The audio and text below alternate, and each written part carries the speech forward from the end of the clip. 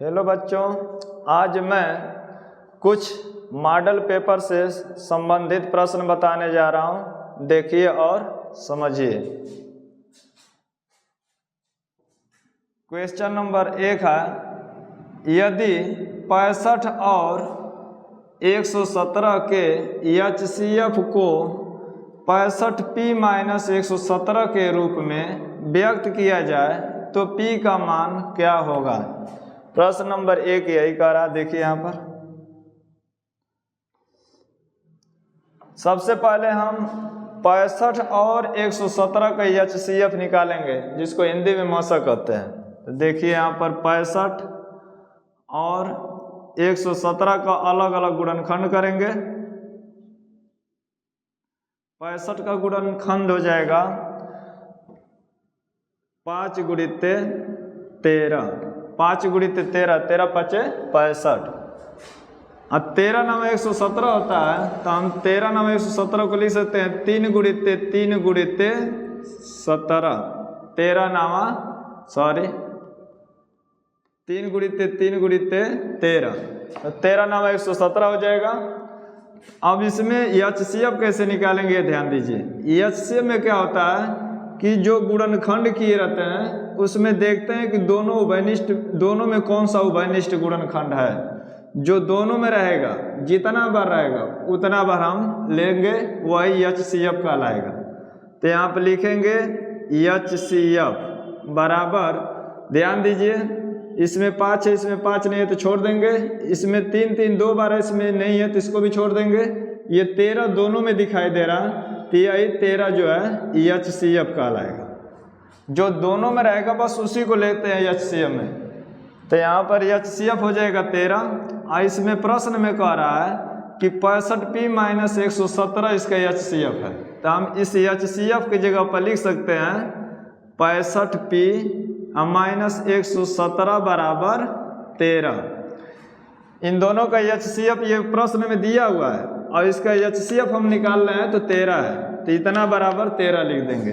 अब इसी से P का मान निकालना है, तो देखिए 65P बराबर 13, माइनस है तो बराबर के आगे ले जाएंगे तो प्लस 117 हो जाएगा। अब इसको जोड़ दीजिए, तो 7 3 10 और 1 1 2 हाथ से जोड़ेंगे तो 3 और 1 है तो 1 उतार देंगे। ये 65P बराबर हुआ 130। अब P बराबर जब करेंगे तो ये 65 जो है बराबर के आगे जाएगा तो बाटा में हो जाएगा, तो 130 बाटा में 65। अब 65 से इसको काट दीजिए 130 को, तो 65 दूने 130 हो जाएगा, तो यहाँ पर हम 2 लिख देंगे, तो P बराबर हो जाएगा 2। यही P का मान हो गया। तो P का मान 2 आ गया, ये आंसर हो गया। अब दूसरा देखिए, प्रश्न नंबर 2 है, दिया है लॉसा 132,288 बराबर 3168, तो मौसा 132,288 का मान ज्ञात कीजिए। अब ध्यान दीजिए, एक सूत्र होता है, यहां से हल देखिए, सूत्र होता है मौसा बराबर पहली संख्या गुणित दूसरी संख्या अब बाटा में लसा। ध्यान दीजिएगा, यदि मौसा ज्ञात करना होगा तो लसों को बाटा में भेजेंगे, अगर लसा ज्ञात करना होगा तो मौसों को बाटा में भेज देंगे। ये ध्यान दीजिएगा। अब देखिए, पहली संख्या, इसमें जो शुरू वाली संख्या उसी को पहली संख्या कहेंगे और बाद वाली को दूसरी संख्या कहेंगे। तो पहली संख्या की जगह पर रख दीजिए 132 और गुणित दूसरी संख्या की जगह पर रखेंगे 288। अब बाटा में लसा दिया है 3168, तो यहाँ पर लिख देंगे 3168। ये मौसा बराबर हम लिख रहे हैं। अब ध्यान दीजिए, अब 3168 जो है 3168 को हम 132 से भाग देकर इसको सरल करेंगे। देखिए यहाँ पर 132 से हम भाग देंगे 3168 में, तो 2 बार ले जाएंगे, 2 दूनी के 4, 2 तिहाई 6 और 2 एकम 2, घटा दीजिए। 6 में से 4 घटेगा तो 2, और 11 में 6 घटेगा तो 5, और ये उधार दे दिए तो यहाँ 2 हो गया, 2 से 2 कट जाएगा, 8 उतार देंगे। अब 4 बार ले जाएंगे, 4 बार ले जाएंगे तो 4 दूनी 8, 4 तिहाई 12 का हासिल 1, 4 एकम 4 में हासिल जोड़ेंगे तो 5, ये पूरा कट गया 24 बार में। तो इसको हम 24 बार में काट देंगे। अब ये 24 बार में कट गया 132 से। अब 24 से इसमें भाग दे दीजिए, तो 24 एकम 24, अब बचेगा 4। अब इसको लेंगे तो 48 हो जाएगा, तो 24 दूना 48, मतलब 12 बार में 24 से कट जाएगा, तो मौसा बराबर हो जाएगा। यहाँ देख लीजिए, चाहे यहीं पर लिख दे रहा हूँ, मौसा बराबर 12, यही आपका आंसर हो गया। अब देखिए प्रश्न नंबर 3, प्रश्न में कह रहा है कि 23 बटा में 2 के घाते 3 गुणित 5 के 5 घाते 2 का दशमलव प्रसार क्या होगा। तब इसका हल देखिए, यहाँ पर ध्यान दीजिए, 23 बटा में 2 के घाते 3 गुणित 5 घाते 2 में लिखा है। 23 बटा 2 के घाते 3 गुणित 5 घाते 2, इसमें ऊपर वाला को अंश बोलेंगे और नीचे वाला को हर बोलेंगे। तो एक नियम होता है कि यदि हर का अभाज्य गुणनखंड में 2 के घाते यम और 5 घाते यन के रूप का होता है, तो उसको कहते हैं कि शांत प्रसार है। तो यहाँ पर लिख देंगे, चूंकि हर का अभाज्य गुणनखंड, चाहे हर के लिख दीजिए, हर के अभाज्य गुणनखंड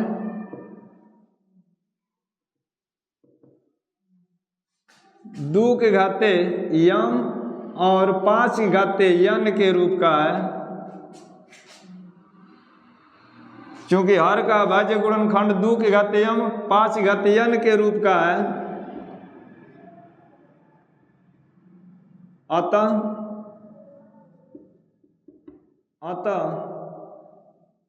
दशमलव प्रसार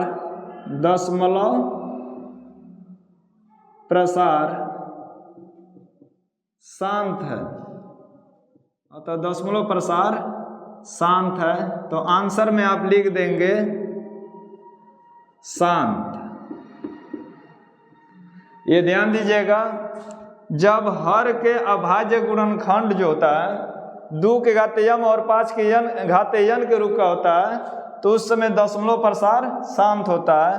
तो वही लिखे हैं, चूंकि हर का अभाज्य गुणनखंड 2 के घाते यम 5 के घाते यन के रूप का है, अतः दशमलव प्रसार शांत है। तो आंसर में शांत लिख दीजिएगा। अब प्रश्न नंबर 4 देखिए, संख्या 144 के अभाज्य गुणनखंड में अभाज्य गुणनखंडों की घातों का योग क्या होगा। तो पहले तो हम 144 का अभाज्य गुणनखंड करेंगे,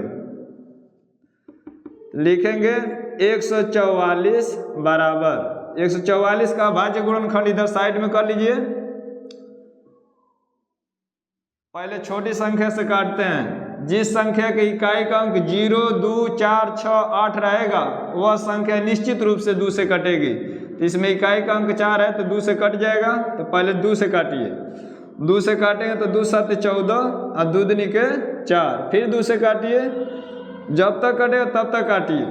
जो यहाँ पर रखते हैं उससे भाग दिया जाता है, तो भाग दीजिए। 2 तिहाई 6, 7 में 6 घटाएंगे तो 1, इसको लेंगे तो 12, 2 छक्का 12, फिर 2 से काटिए, 2 एकम 2, बचेगा 1, इसको लेंगे तो 16, 2 8 16, 2 से फिर काटिए, 2 9 18, 3 से काटिए, तितली के 9, 3 से काट दीजिए, 3 एकम 3।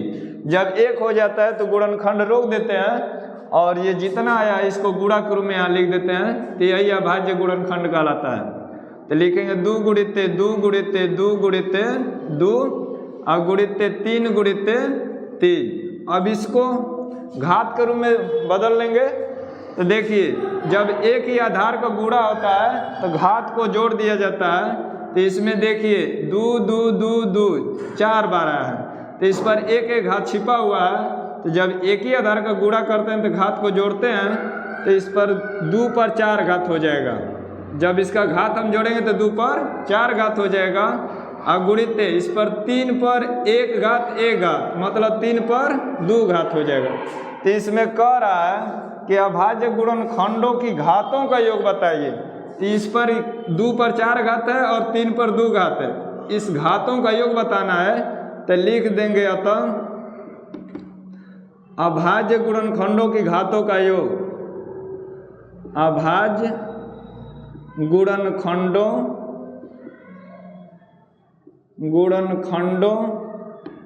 की घातों का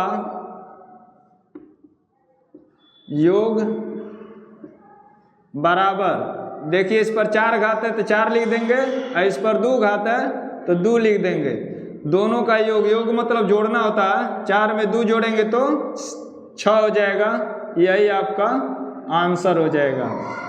अब क्वेश्चन नंबर 5 देखिए, यदि 26, 156 का लौसा 156 है तो मौसा ज्ञात कीजिए। तो यहाँ पर हल देख लीजिए, इसका भी लिखेंगे मौसा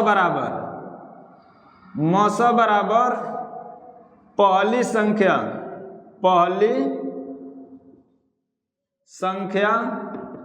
गुणित दूसरी संख्या, अब बाटा में लौसा, ये सूत्र है। अब इसे रख दीजिए, पहली संख्या है 26 और दूसरी संख्या है 156, और इसमें लौसा दिया है 156, तो यहाँ बाटा में 156 लिख देंगे। 156 से 156 कट जाएगा तो 26 आ जाएगा। यही आपका आंसर हो जाएगा।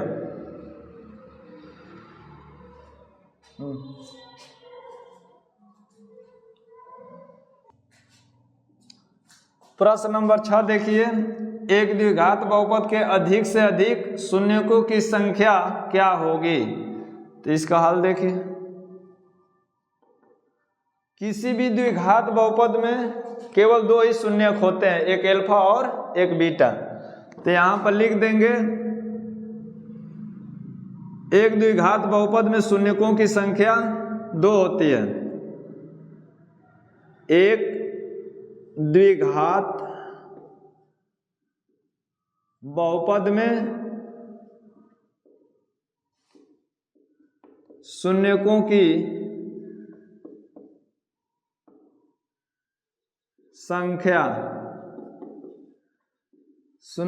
संख्या बराबर 2, मतलब एक द्विघात बहुपद में शून्यकों की संख्या 2 होती है। तो यहाँ पर आंसर हो जाएगा 2। एक द्विघात बहुपद में शून्यकों की संख्या 2 होती है, याद रखिएगा। प्रश्न नंबर 7 देखिए, बहुपद x घाते 2 धन 7x धन 10 के शून्य ज्ञात कीजिए। तब पहले तो शून्य ज्ञात करने के लिए जो बहुपद दिया रहता है उसको शून्य के बराबर लेते हैं। प्रश्न दिया है x² प्लस 7x धन 10, तो लिखेंगे शून्य ज्ञात करने के लिए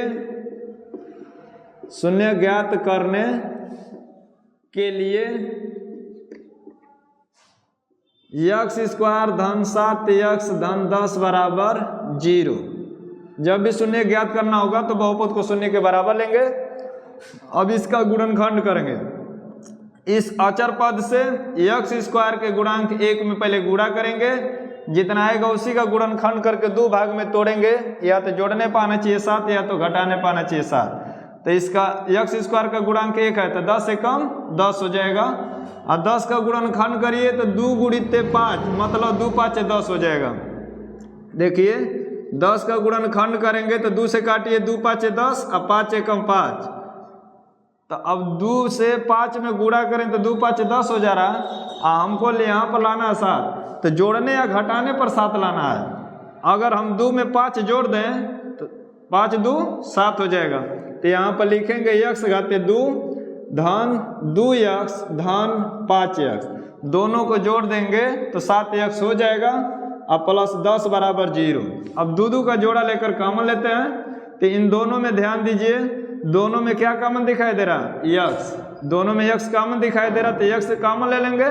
तो कॉमन का मतलब x से प्रत्येक में भाग देंगे, तो x से भाग देंगे तो एक x कटेगा, तो एक x बच जाएगा। ऐसे में भाग देंगे तो x कटेगा तो 2 बचेगा। अब इन दोनों में कॉमन लीजिए 5, इन दोनों में 5 कॉमन है, कॉमन उसी को लेते हैं जिससे भाग देने में पूरा पूरा कट जाए। तो 5 से भाग देंगे तो 5 कटेगा तो x बचेगा, इसमें भाग देंगे तो 5 दूनी 10, 2 हो जाएगा। गुणनखंड का ये नियम होता है, जो पहला कोष्ठक में आए वही सेम टू सेम दूसरों में भी आना चाहिए। अगर इसमें x प्लस 2 है तो इसमें भी x प्लस 2 ही होना चाहिए। देखिए दोनों में सेम टू सेम आया है, तो कॉमन ले लेंगे x प्लस 2। अब x प्लस 2 जब कॉमन लेंगे तो फिर अब इससे भाग देंगे प्रत्येक में, तो भाग देंगे तो x प्लस 2 कट जाएगा, तो बचेगा x, इसमें भाग देंगे तो कट जाएगा, तो बचेगा प्लस 5 बराबर 0। अब बारी बारी से 0 के बराबर लेके हल करेंगे, तो लिखेंगे जब x धन 2 बराबर 0, तो x बराबर प्लस 2 है तो बराबर के आगे जाएगा तो माइनस 2 हो जाएगा। फिर लिखेंगे जब x धन 5 बराबर 0, तो x बराबर प्लस 5 है तो बराबर के आगे जाएगा तो माइनस 5 हो जाएगा। तो यही दो शून्य हो जाएंगे, तो लिख देंगे अतः x square plus 7x plus 10 के शून्यक -2 तथा -5 है। यही आपका आंसर हो जाएगा। -2 और -5 शून्यक जो है आंसर हो जाएंगे। अब देखिए प्रश्न नंबर 8 है, बहुपद 3x घाते 2 धन 5x माइनस 2 के शून्यकों का योगफल ज्ञात कीजिए। योग का है चाहे योगफल का, एक ही बात हुआ। तो यहाँ से हल देख लीजिए, दिया है इसमें 3x घाते 2 धन 5x माइनस 2, तो शून्यकों का योग बताना है। तो यहाँ पर लिखेंगे शून्यकों का योग, शून्यकों का योग, चाहे योगफल का रहता योगफल लिख लीजिए। शून्यकों का योगफल, शून्यकों का योगफल का सूत्र होता है माइनस x का गुणांक, माइनस x का गुणांक बाटा में x स्क्वायर का गुणांक से आई भरे के बाद। शून्यकों का योगफल बराबर माइनस x का गुणांक बटा में x स्क्वायर का गुणांक, यह सूत्र होता है। तो माइनस सूत्र में लगा है x का गुणांक, यहाँ पर ध्यान दीजिए, गुणांक उसी को कहते हैं जिससे गुणा हुआ रहता है। x में 5 से गुणा हुआ है तो इसका मतलब x का गुणांक 5 है, तो यहाँ पर लिख देंगे x का गुणांक 5। अब बाटा में x स्क्वायर का गुणांक 3 है, तो यहाँ पर बाटा में 3 लिख देंगे। x स्क्वायर का गुणांक यहाँ पर 3 है तो 3 लिख देंगे। यही आपका आंसर हो गया। अब 9वां प्रश्न देखिए, चित्र यहां पर देख लीजिए, चित्र भूल गए हैं।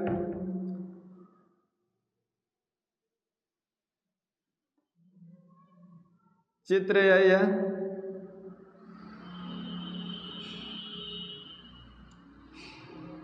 चित्र में प्रदर्शित बहुपद के ग्राफ के आधार पर बहुपद के कितने शून्यक होंगे। इसको x बोलते हैं, इसको x डैश, इसको y बोलते हैं और इसको y डैश, और यहाँ पर कटान बिंदु को मूल बिंदु कहते हैं, ये ध्यान दीजिएगा। तो इस चित्र के अनुसार ये हमको शून्यकों की संख्या बताना है। तो यहाँ पर देखिए ये बहुपद का ग्राफ खींचा गया है, ये कितने बिंदुओं पर काट रहा है सिर्फ x अक्ष पर देखना है। इस पर काट रहा है तो 1 हो गया, 2 3 4, 4 बिंदुओं पर ये ग्राफ काट रहा है x अक्ष पर। तो यहाँ पर लिख देंगे शून्यकों की संख्या, शून्यकों की संख्या 4 है, क्योंकि अब इसका कार्ड दे रहा हूं कि क्यों ये 4 है, क्योंकि ग्राफ x अक्ष को 4 बिंदुओं पर प्रतिच्छेद करता है। एक्स अक्ष को 4 बिंदुओं पर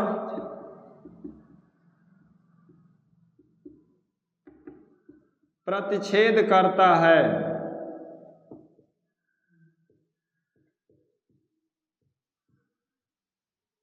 आंसर में हो जाएगा शून्यकों की संख्या 4, शून्यकों की संख्या 4 हो जाएगा। तो बच्चों, यदि मेरा वीडियो आपको पसंद आता है तो इसे लाइक कीजिए और चैनल को सब्सक्राइब कीजिए।